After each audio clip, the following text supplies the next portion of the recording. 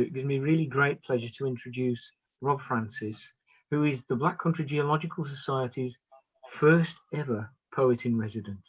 So over to you, Rob. Tell us a little bit about what you've been up to and give us some of your wonderful words. Thanks very much, Graham, and thanks everybody. It's really lovely to be here. So my name is Rob Francis, and I'm one of the lecturers in creative writing at the University of Wolverhampton.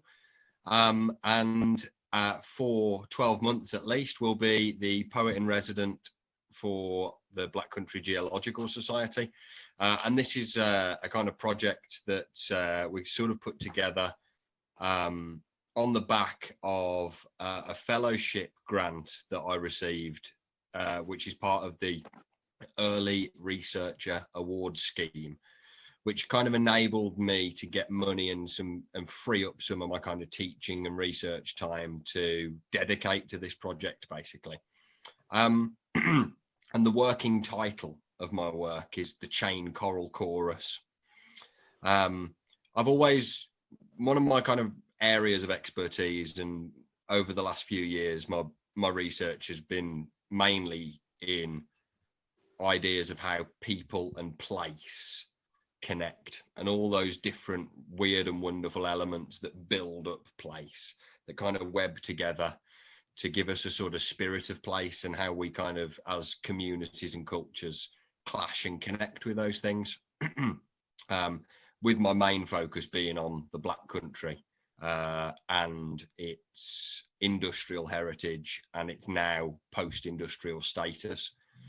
And then after I'd sort of finished my PhD and my novel got published, and I've just had a poetry collection published based on all these ideas of kind of place writing, really, and Black Country specific writing.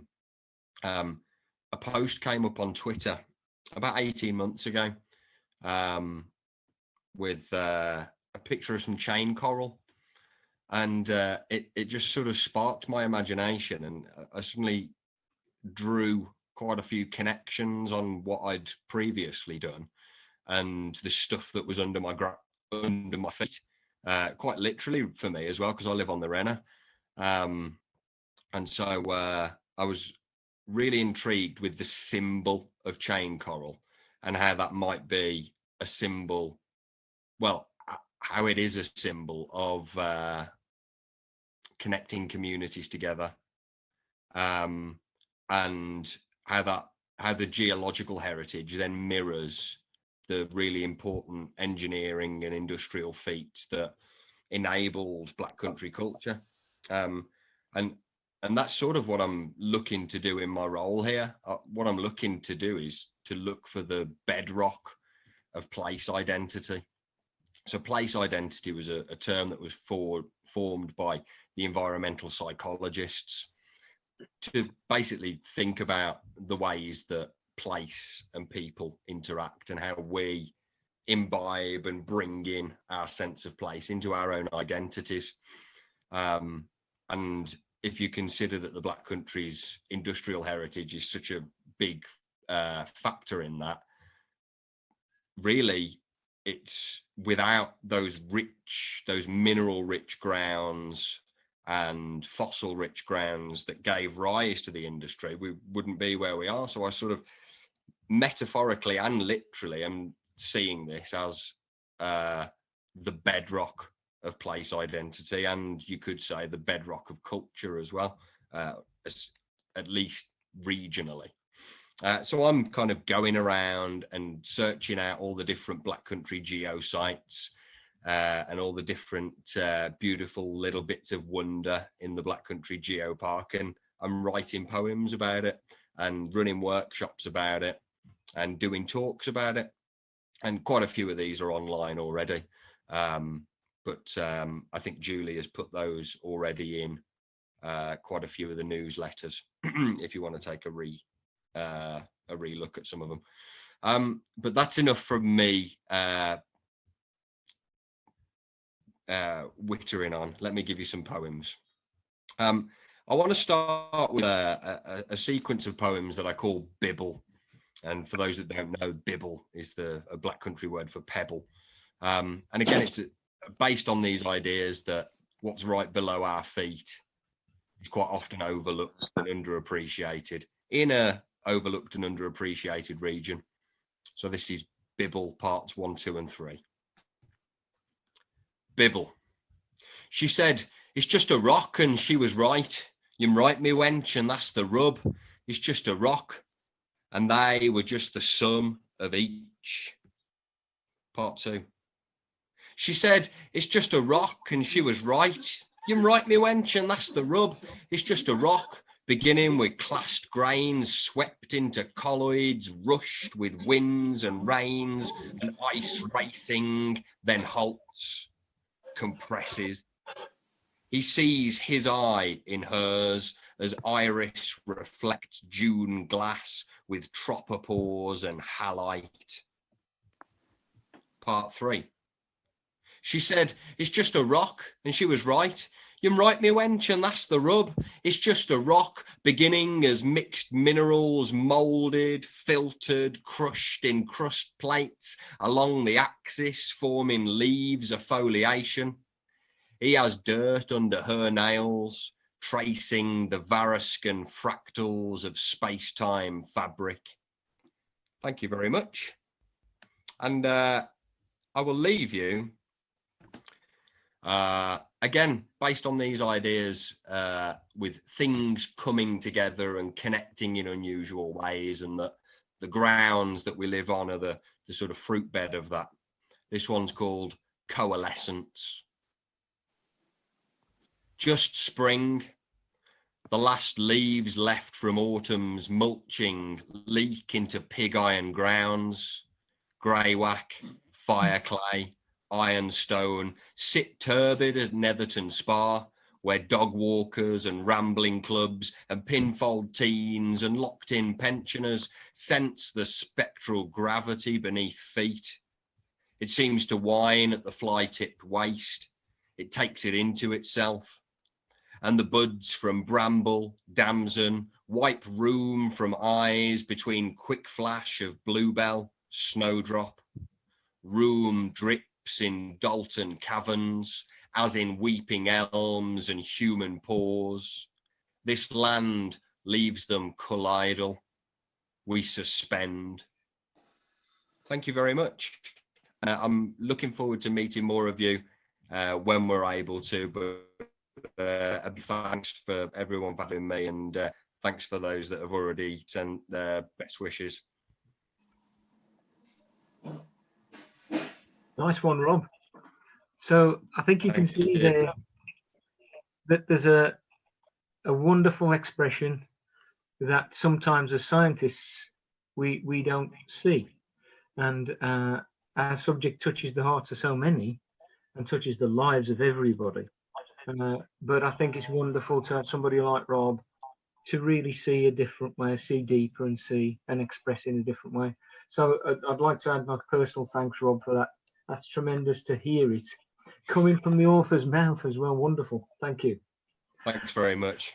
So I'm sure the rest of the membership is applauding in their silence, because I can see that Ray's muted everybody, which is just as well, because we'd forget. Thank you again, Rob. And now it is my next pleasure. I'm getting a lot of joy out of this meeting, this Christmas meeting, to introduce our next presenter. And this is Matt Sutton, a doctorate student at the University of Oxford. Hiya, Matt. Good to see you. And I've worked with Matt this last year or so. We've done a few things together, and it was wonderful to see Matt take up his new position to do some research into the evolutionary science that we've been so involved in over the last 10 years, really, with one thing or another. So without further ado, I'll introduce Matt, or Matt, you can introduce yourself in a minute. Matt's going to talk about algae, fish, and climate change the last 3.5 million years, which I have to say is a bit shorter than I thought. But without further ado, over to Matt. Take it away, buddy. I thought you were going to accuse me of being over-ambitious there, but I got the other way. Yeah, thank you, Graham. So I'm trying to share. Yeah, hopefully you can all see my screen now. So yeah, thank you very much, Graham, for that introduction. And thank you all for coming out this evening as well. And I wanted to say thank you to Keith as well, even though he wasn't here for organising a lot of this.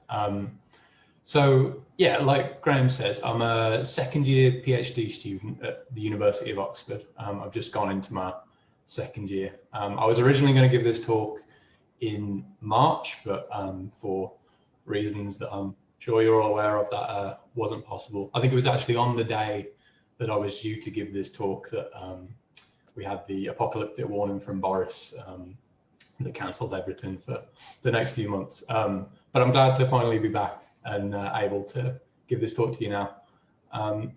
So similarly, actually, with this talk being delayed, I have also had a significant delay to my project because it's simply not been possible to do lab work for about half of this year. So actually, when I came back to edit this presentation, I found that I added bits and pieces here and there, but it's still broadly going to be an introduction to the research that I'm doing and my plans for the year ahead, the years ahead, the next 2 years or so. Yeah, and hopefully I can give you a bit of an overview. But at the moment, there's not that many results to show you, but hopefully you'll find the planning interesting and you'll be interested to see what I've got so far. So I'm going to actually start with a bit of an interactive feature here. This could go horribly wrong, but I'd like to put out to all you wonderful Black Country geologists whether anybody knows what this location is. And if you could try and use the chat function to do that. If anybody has any idea, so I'll give you a clue. It's about 6 miles from the Society's home in Dudley Museum, about 6 miles southwest. It's geosite number 45, I believe. And it's one of the more obscure geosites, I would say. Probably not many tourists go down there. And Graham has managed to get it. Graham, I should have banned you from taking part in this, really, shouldn't I, since you put this list together. So yeah, this is Stourbridge Old Town Gasworks.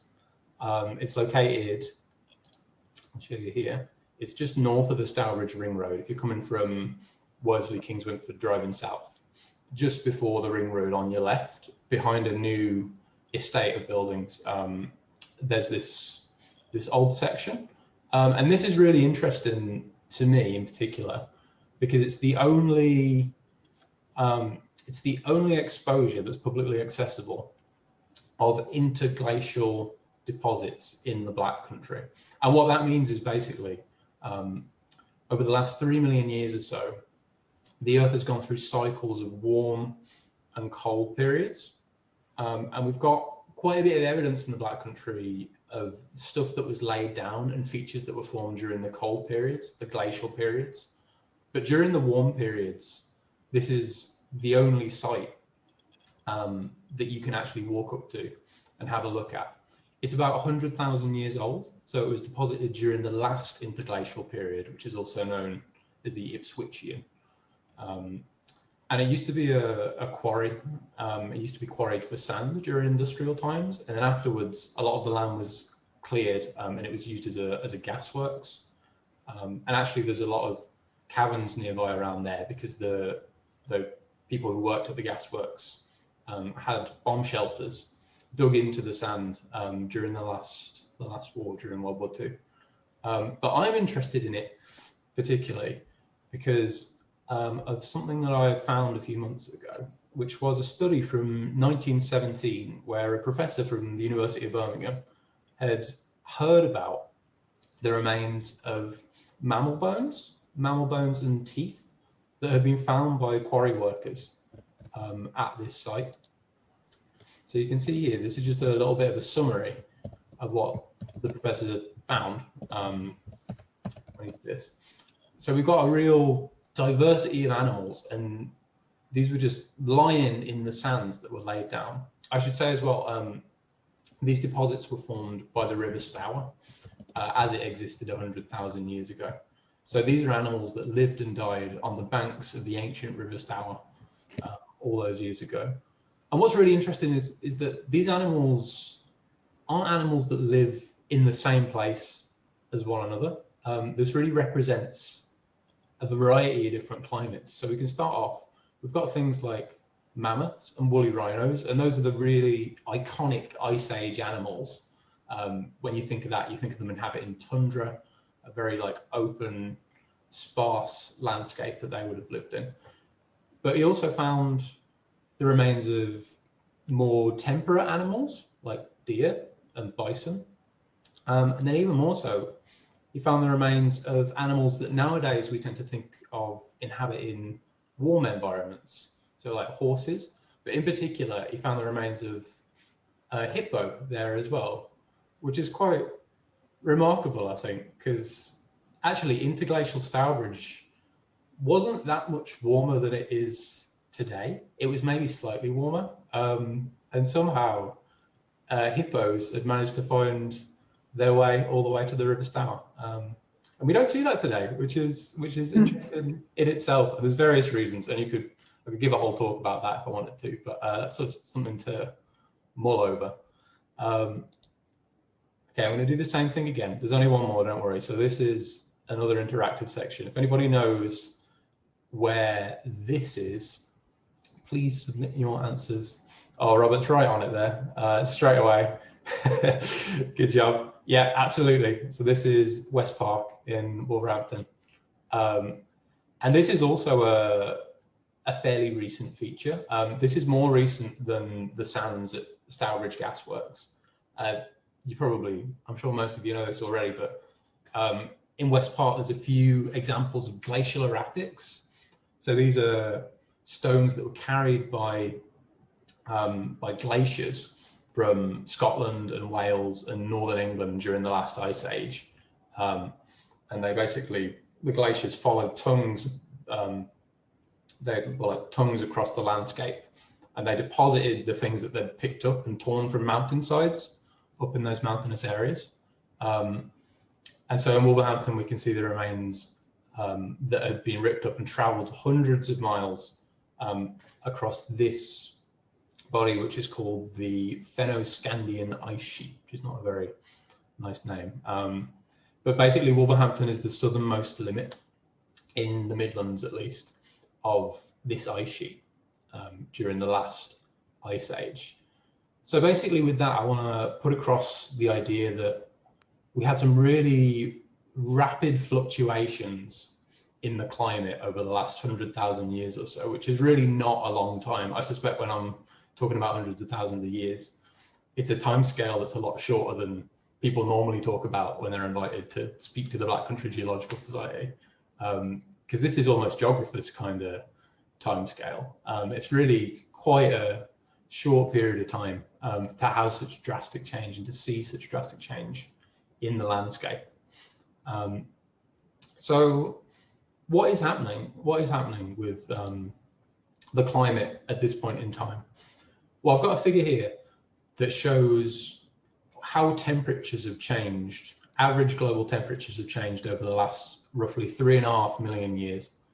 And what is really striking about this is that you can see there are pretty drastic changes. So at the top here are the warm periods, at the bottom are the cold periods.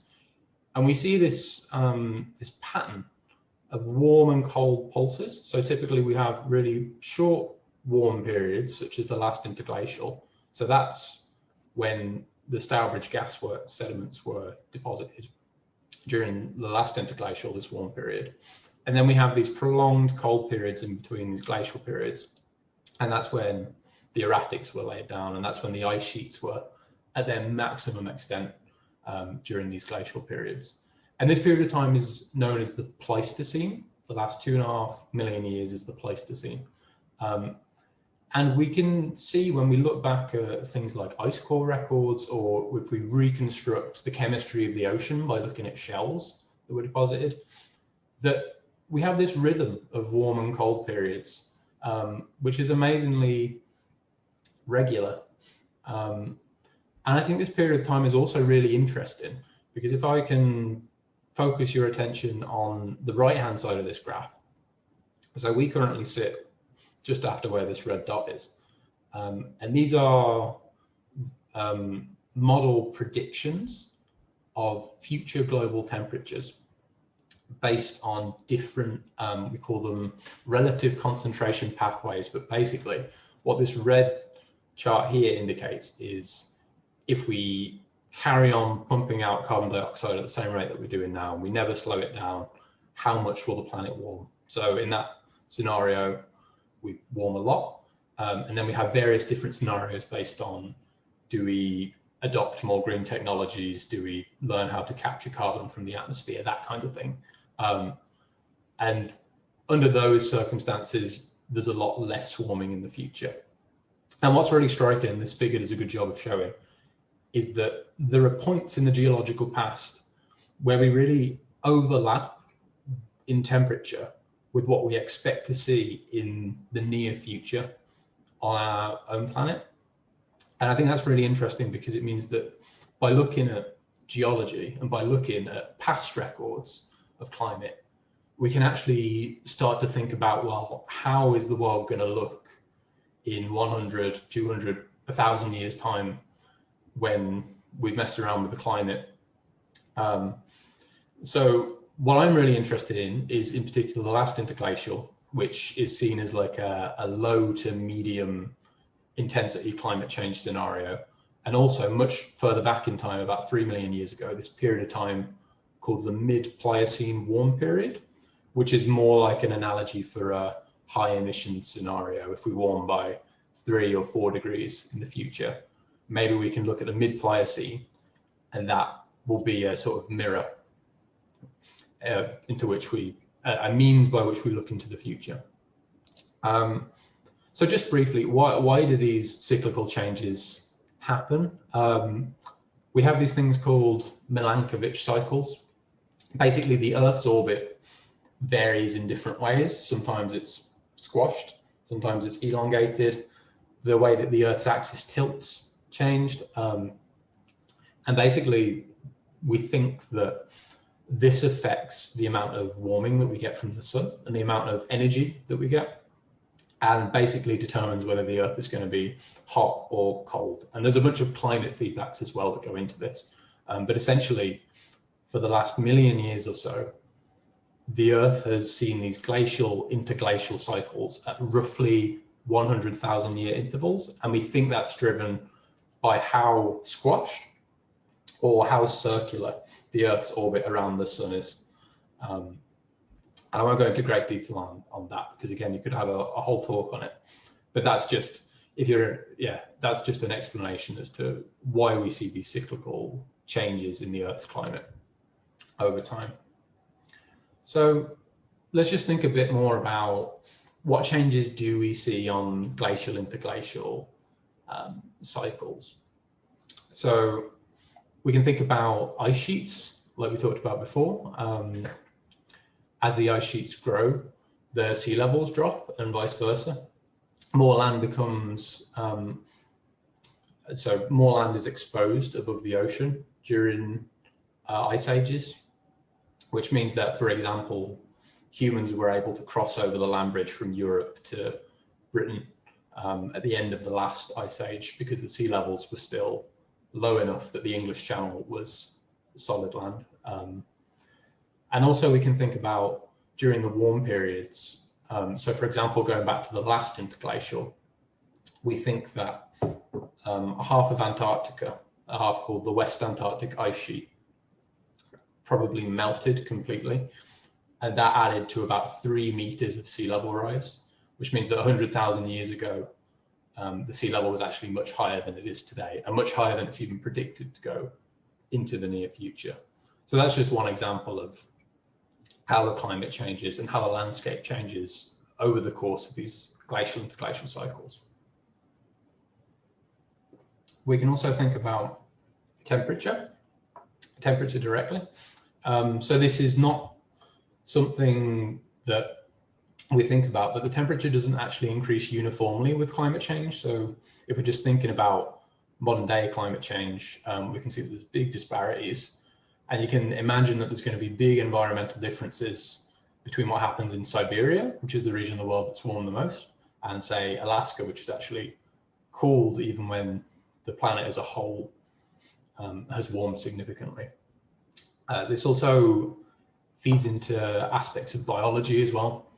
So when the temperature is too high, we get coral bleaching events, which you've probably heard about from the Great Barrier Reef. And these are when corals expel algae that live in their shells. They lose their color. And this happens when the temperature rises, when the seawater temperature rises too high. And essentially it means that they're not able to gather energy from the sun anymore. And eventually, if they're exposed to high temperatures for long enough, these corals can die. And during major bleaching events, for instance, we had one about 2 or 3 years ago, we lost something like 30% of all corals in the Barrier Reef. So that's quite a severe biological change that can come about due to warming. And this happens due to man-made climate change, but those changes also happen in glacial, interglacial cycles as well. And the other thing I wanted to say is that something we don't think about as much is ocean acidification.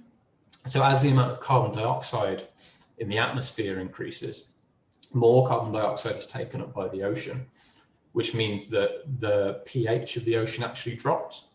And this affects the ability of certain organisms to form shells, if those shells are made out of a substance called calcium carbonate.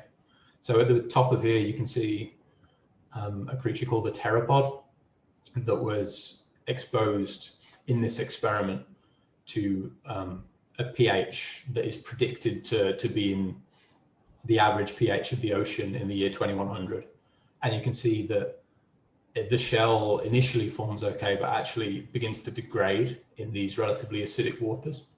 And this is something that quite a lot of people have worried about when we're thinking about future climate change, whether or not these calcium carbonate shelled organisms will be able to adapt to a more acidic ocean. So that's a major thing to think about when we're thinking about glacial, interglacial, and also future climate change as well. So if we think about ecosystems more generally, I mentioned a little bit before about in Stourbridge, we have these different creatures gradually occupying the land as the climate changes. That's also true in Lascaux here. So this is a picture from the Lascaux caves. And basically people lived in Lascaux at the same time as woolly rhinos. So this is an image of a woolly rhino. And you can think about, well, that's a creature that inhabited the planet at that point because the climate was suitable, but now it's no longer suitable. Basically, it's limited by the thermal tolerance of the organism. Can the organism survive in these warm conditions? Can the organism survive in these cold conditions? And there's also temperature limits on creatures in the ocean as well. So we think that as the climate warms now, as the ocean warms, a lot of fish species, for example, will have to migrate northwards because the temperature, the region of the ocean that is a suitable temperature for those organisms is going to actually, if you're in the northern hemisphere, it's going to move further north. If you're in the southern hemisphere, it's going to move further south. And at the equator, it's simply going to be too hot for organisms as they are today, unless they're able to adapt. And this also leads to changes in food webs as well. And this is the thing that I'm really interested in my project. So what is the impact going to be on the actual structure of food webs in the ocean? And which areas are going to be most affected? And in particular, how is changes in the overall amount of energy that's being supplied into the system going to affect creatures at the very top of oceanic food webs, so the fish in the ocean? And that's a question that you need to tackle in a variety of different ways. So to begin with, I'm having to think in my project about phytoplankton, marine phytoplankton. These are more commonly known as algae. Basically, they're single-celled organisms that do photosynthesis, that live in the very top layers of the ocean. in the region called the photic zone, which is just the area that has sunlight, which is a relatively thin sliver on the top of the ocean. They're really, really important animals. Sorry, they're not animals, they're more like plants. They do about half of all of the photosynthesis on the planet. So if we think about photosynthesis, we can divide it as roughly 50% is all of the land plants, all the trees, all the flowers, everything. And 50% is algae, is plankton living in the surface of the ocean. Yeah, and they're roughly even in their distribution. They're also really important in regulating the climate as well. So they're affected by climate, but they also regulate the climate because their shells take in carbon from the atmosphere, and a very, very small percentage of those shells will sink to the bottom of the ocean. And that basically removes carbon from the atmosphere and from the ocean and just takes it completely out of equilibrium. So if you increase the amount of plankton that are falling to the bottom of the ocean, that means functionally you're taking carbon from the atmosphere. So if you increase it, you can actually cool global temperature. And we think they've played a really important role over the Pleistocene in regulating the climate overall. They're also really important as sources of sediment in certain parts of the world. So if you think of the White Cliffs of Dover, that is just algae. Well, overwhelmingly, it is algae that are being layered over millions and millions of years, have fallen to the bottom of the sea, and they've formed these chalk cliffs that are, can be hundreds and hundreds of meters thick. Of these algae, there are lots of important groups, but the two major ones in the ocean today are coccolithophores, as in this picture on the left is a coccolithophore. And these creatures are, they're covered in calcium carbonate plates that overlap with each other. I think they're really beautiful organisms, actually, and they always come out really nice in pictures. These are actually the organisms that form the cliffs of Dover specifically. And they're really important today in warm waters. So particularly in the warm open ocean, they're the dominant group, and they do most of the photosynthesis. The other big group is the diatoms, which also look brilliant in pictures. These are really important in high latitude waters, so particularly around the Southern Ocean. So in the Southern Ocean, the seafloor is actually predominantly made up of the shells, the shelly remains of thousands and, well, billions and trillions of these organisms. And also same at the polar waters in the north as well. These are really important. Diatoms, interestingly, have also been very successful in freshwater. So they're often the cause of anoxic events in lakes, for example. If there's any people who like fishing among you, you may have suffered because of a diatom bloom, which takes all the oxygen out of the water and can lead to mass fish die-offs. They're also present in your drinking water. So if you've got a cup of tea or a cup of water next to you, then there's probably at least hundreds of tiny little microscopic diatoms living in that cup, which is quite interesting in itself, I think. But I'm interested in the marine diatoms. And roughly together, these two groups probably account for a little bit over half of all the photosynthesis done by phytoplankton in the ocean today. And they're also really important ecologically for the reasons I said before. They form the base of all food webs in the oceans. So these are, you can see the scales here, they're only microns. So 1 micron is 1,000th of a millimeter. A coccolithophore is roughly 5 microns wide. A diatom can be maybe a little bit bigger. These are incredibly small animals, but they're eaten by slightly larger organisms, which are then eaten by slightly larger organisms. And it goes all the way up to the major pelagic fish we see in the ocean today, like sharks and tuna, and anything you can name is essentially dependent on the existence of these phytoplankton. And so thinking of fish, yeah, fish are dependent on phytoplankton. They couldn't exist simply without phytoplankton. And we care about fish, humans care about fish, because humans eat fish and we don't eat phytoplankton. So we care about that, and because they are a major food source. About half of the population depends on fish as a primary protein source. It's a little bit higher than average dependence in developing countries in particular. So West Africa and Southeast Asia is highly dependent on fish. So it's really important that we try and figure out how and whether the amount of fish in the ocean is going to change as a result of future climate change. And this is really how it links back to my research. I want to have a look how that changed in the past and try and use it to anticipate and respond to changes in the future.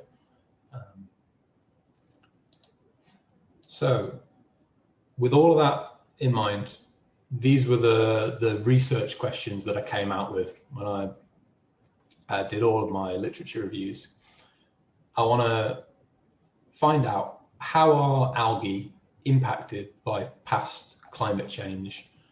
Does their abundance increase or decrease during hot periods and cold periods? And also, how does the relative abundance of different groups of phytoplankton change? Because that can have a really profound effect up the food chain as well, and ultimately go back into thinking about human food security and fish populations. We want to find out how connected are algae and fish. When there's a boom in phytoplankton, in algae, for example, do we see a simultaneous boom in fish populations as well? Or are they somehow disconnected from one another? And this is something that people haven't really tested before. My study, hopefully, will be the first one ever to compare algae and fish in the same sediments and directly to compare those to one another. And nobody's ever done that before, which is quite exciting. And then, yeah, can we use the geological record to predict fish abundance? Can this be applied in models to try and think about how many fish will be in the ocean in 100 years, in 1,000 years time? So how on earth do you start to tackle a problem like that? Well, here's how we did it. We went to IODP. Now, IODP is the International Ocean Discovery Program. They have these warehouses in various parts of the world where they store these huge cores that are drilled from the bottom of the ocean on various expeditions. And they have really quite comprehensive coverage of the ocean, and they go to various depths. So I think on my next slide, this picture here is a map of all the sites that IODP have drilled in the ocean. And you can see they've covered every ocean basin to varying degrees. And so we had to try and pick a few of these sites to try and answer the questions that we'd come up with. And we constrained ourselves by thinking about, well, we can think about the sediment type. It can be harder to get the algae fossils and the fish fossils out of, for example, sediment that's really close to the land, because river runoff means that there's not as high a concentration of the organisms that we want in the sediment. Also, varying levels of completeness within the cores that we have as well. So particularly the older cores, the cores that were done 50 years ago, they,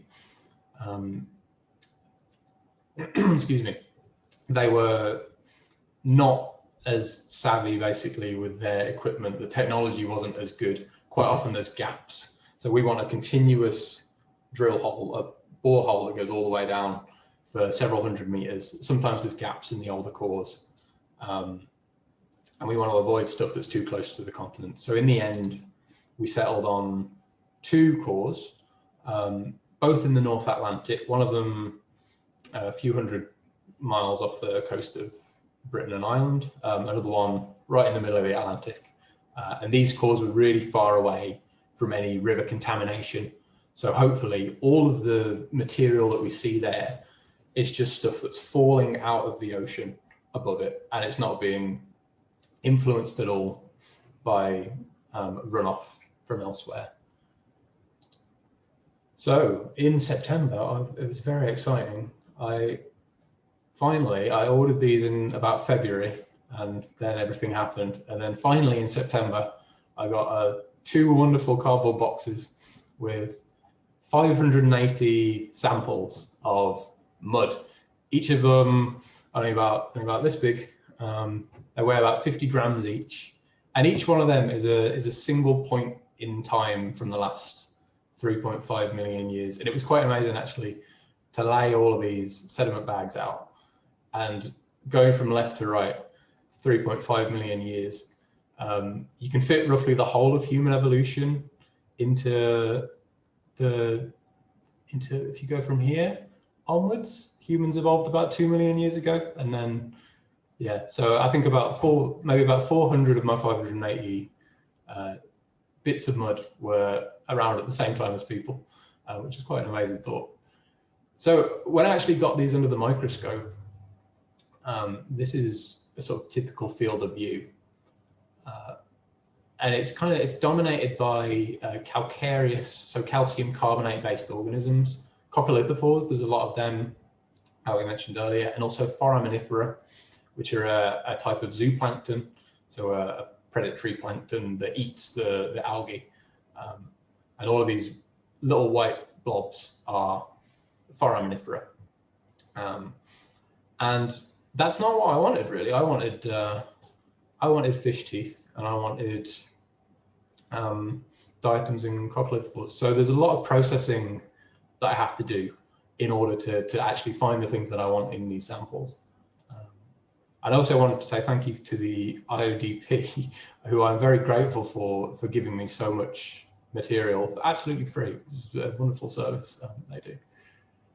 So if I was thinking about, first of all, counting algae, because I want to quantify how many algae are existing at any point in time. I said before, only about 1% of all of the algae that live in the surface ocean ever make it to the bottom of the sea. But the ones that do make it to the bottom of the sea, we can use as a proxy for what is going on above. So we're kind of operating on the assumption that at any point in time, about 1% of everything is reaching the bottom of the ocean. So hopefully, if there's a sudden boom in algae population, we'll also see an increase that reaches the bottom of the sea, and vice versa. And this is true for both coccolithophores and for diatoms as well. So essentially, and I've not started this aspect of processing yet, but essentially all you need to do to count algae is to take a tiny amount of sediment, probably about a hundredth of a gram, which is a ridiculously small amount. You need to smear that across the surface, and then you need to count how many coccolithophores or diatoms you find in the field of view under a very high precision microscope. And it varies, the technique varies slightly depending on the different fossil groups. But yeah, that's roughly how you do it. So hopefully I will get on to processing algae sometime next year. But right now, what I'm doing at the moment is I'm working with Ichthyoliths, which is, if you know your Latin, that is fish rock. So when we think of fish fossils, probably something like what you see on the left comes to mind. So this is a really beautifully preserved fish fossil here. We've got shark teeth, which you've probably seen in every fossil shop you've ever been to, up the top here. But actually, both of these things are, well, they're really interesting, and I'm sure a lot of paleontologists love them, but they're not very good if you want to figure out fish populations over time. If you want to actually say there's this many fish living, there's an increase in fish, there's a decrease in fish. So instead, what I'm using are these things called Ichthyoliths, and these are microscopic remains of fish teeth and fish scales, and they form quite a common part of marine sediments. So in each of my samples, I'm expecting to get between 10 and 100 Ichthyoliths per sample. But up until recently, they were a little bit neglected, let's say, by the fossil community. It's only in the last 5 years or so that a scientist called Elizabeth Sibbett, who's working at Harvard, has really pioneered the usage of these ichthyoliths to try and figure out how fish populations change through times. And I'm working with Elizabeth on this project to try and apply it to my period of time that I'm interested in. Because there's 10 to 100 ichthyoliths in every bag of sediment, and each bag of sediment's about this big, it still takes a lot of processing again, because you need to try and concentrate those ichthyoliths, because you would spend a lifetime looking through a microscope trying to find them if you just put them in loose. So the processing of these ichthyoliths is what I've spent roughly the last 3 months doing. It's a fairly a little bit dull procedure, to be honest. You've got to dry the sediments. You need to sieve them to get rid of the really, really fine material, which forms maybe half of most of the samples. And then you need to dissolve away a lot of the material using acetic acid, which is roughly the strength of vinegar. I think the acid that I'm using is basically the same as vinegar. I still have to wear goggles and gloves when I use it, but it's vinegar. And then at the end, you also dye, you use a thing called alizarin red S dye, which bonds specifically with the calcium phosphate in the ichthyoliths and not with any of the other material that will be left over in my sediments. So that's how I want to figure out the abundance of my fish through the last 3 million years. So hopefully I'll use the algae techniques to figure out the abundance of algae. I'll use the fish abundance techniques to figure that out. And then once I've got reconstructions of their populations over the last 3 million years, focusing on those warm periods of time that I mentioned earlier, I'm going to use some various computational techniques to compare them and to figure out if there's any statistical significance, whether the populations go up at the same time, go down at the same time, or if they operate independently. And I'm going to do a bit of computer modeling, which I won't go into here, to try and apply that to future climate scenarios and to say, well, if we get this level of warmth, what can we expect to see in the algae and what can we expect to see in the fish? So these are my hypotheses. These are in lieu of any results to show you.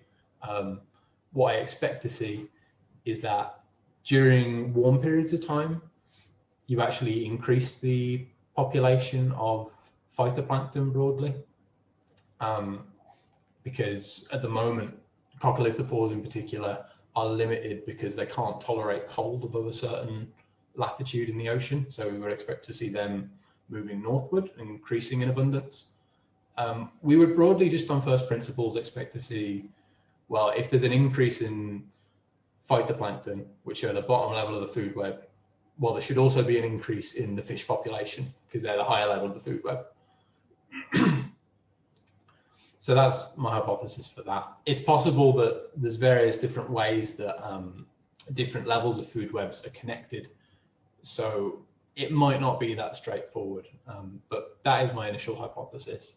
And I also expect to see different demographic changes in algae as we go through warm intervals, because coccolithophores and diatoms have slightly different temperature tolerances, and we would predict that those would change as we warm and cool the climate. So yeah, so far I've just spent a lot of time processing ichthyoliths. So I'm about halfway through my fish, and I'm hoping to start my phytoplankton work next year, hopefully early next year, because I'd really like to make up for some of the time that I've lost in the last year.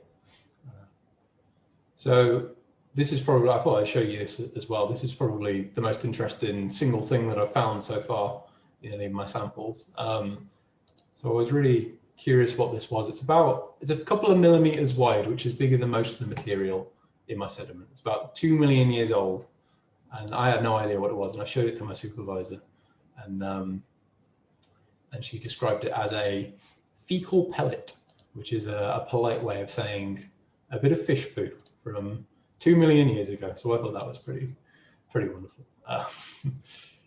And I'm also very lucky at the moment now that I've moved to working in a lab at the Oxford University Museum of Natural History, which is one of my favourite places in the world, and it's a real pleasure that Paul Smith, the director of the museum, let me use his labs. So that's good. And now I also, since I'm here with the Black Country Geological Society, I thought it would be wrong of me not to mention some of the work that I'd done for the society as well. So I should say that I got in touch with Graham early last year and started going to, I spent many happy days in Himley Hall on Thursdays with Graham, figuring out some stuff to do for the Black Country Geopark. So we went on some expeditions. This is Moorcroft Wood, I think, in near Tipton, I believe. But yeah, so some of the work I've done for the Geopark project as well, which you might all be interested in. I had a go at digitizing some stuff that Graham had created before. So this is a map of Dudley Town Centre with the coal seam shown underneath. And this is similarly a cross-section that Graham had wonderfully drawn by hand many years ago, but it was fading a bit. So I digitized it, turned it into a thing. I've also written some guest blogs for the Geopark's Facebook page. And earlier this year, I made a video for Oxford Sparks, which is the university's science outreach organisation. And I made a video all about the geology of Dudley Town Centre for that, which if you've not seen it, then maybe I'll share it with someone you might be interested. And I spent most of my time for the Geopark work creating cross-sections of various places throughout the Black Country. So the goal was to create cross-sections for every geosite that we have in the area. I haven't quite got there yet. I'm probably about 50%.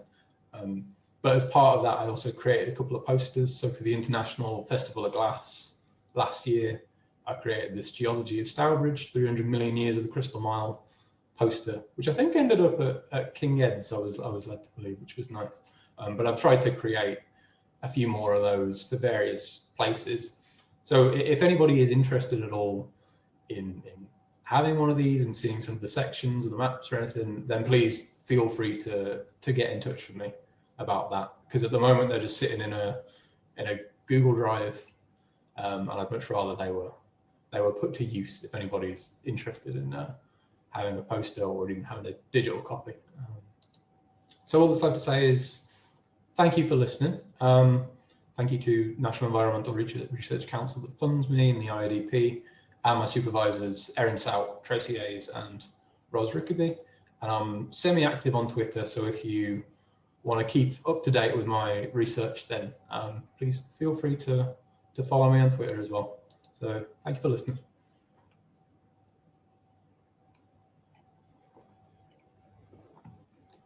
Well, I'd just like to say a huge thank you to Matt for that incredibly well explained peer into the process of science and the iterative process where you go on learning and finding things as you go. We never stop, do we, mate?